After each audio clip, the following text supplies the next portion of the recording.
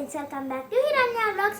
ఈరోజు బ్లాగ్ వచ్చిందంటే మీ ఇంట్లో కనుక పెద్దవాళ్ళు అయినా ఎవరైనా వాళ్ళకి జ్వరం వచ్చినా, అన్నం తినబుద్ధి కాకపోయినా, మోకాలు నచ్చినా, ఇది వచ్చేసి మనం ఒక గిన్నెలో సాధనలు తీసుకొని అందులో వాటర్ పోసుకొని ఉంచుకోవాలి, నానబెట్టుకోవాలి. ఒక 5 minutes వాటర్ పోసేసుకొని ఒక బౌల్లో హై ఫ్లేమ్లో పెట్టేసుకొని మంట ఇవి వాటర్ని అయితే మరిగించుకోవాలి. ఒక 5 minutes అయిన తర్వాత మనం ముందుగా తీసి పెట్టుకున్న సాధనాలను వచ్చేసి అయితే ఇందులో వేసుకోవాలి. ఒక 5 minutes అయిన తర్వాత సాధనాలు వచ్చేసి అయితే ఈ విధంగా అవుతాయి. వాటిని ఒక 5 to 10 minutes అయితే ఉంచుకోవాలి. ఇట్లా బబుల్స్ వస్తాయి స్టార్టింగ్, తర్వాత మెల్లిగా బబుల్స్ అనేవి తగ్గిపోతాయి. ఒక 5 minutes దాకా మనం అది అట్లనే ఉంచుకోవాలి.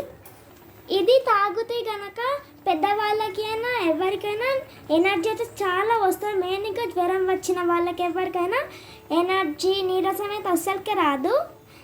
దీనివల్ల ఏవైతే యూజెస్ ఏమేంటి అంటే ఇప్పుడు మనం చెప్పినవన్నీ వాటికి యూజెస్ మళ్ళీ ఇంకా ఎక్స్ట్రా కూడా వచ్చేస్తాయి.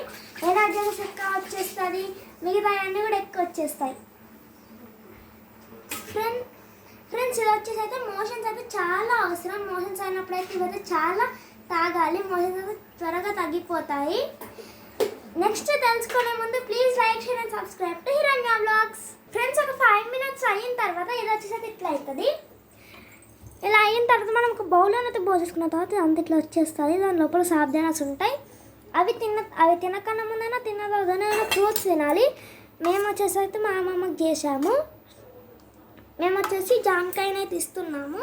జామకాయ తింటే ఎనర్జీ వస్తుంది, లేదా బనానా తిన్నా ఎనర్జీ వస్తుంది. వీటి వల్ల అనేది మోషన్స్ ఏమైనా తగ్గిపోతాయి త్వరగా. ఓకే